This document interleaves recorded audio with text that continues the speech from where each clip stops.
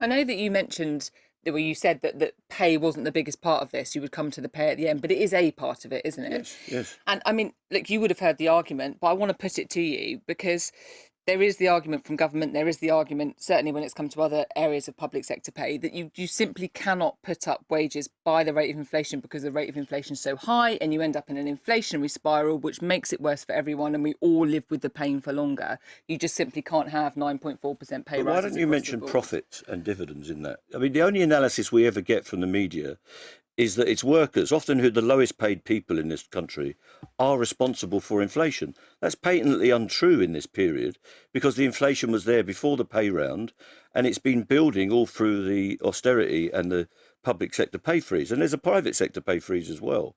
So real wages have been in decline for many years, a decade probably. But I So mean, it would be a big hike to go up to 9.4% now. well, we need the inflation, RPI, the real measure of inflation, which they want to hide, is 11.8. Right. And for the 2 years that they're proposing that we go into a pay deal at the moment, it's likely that inflation would be 20% accumulative across those 2 years. Most of our people haven't had a pay rise for 2 or 3 years. If you're a nurse or a doctor or a care worker or a refuse worker, you may not have had a real terms pay rise for a decade. So it can hardly be true that it's wages that are causing inflation.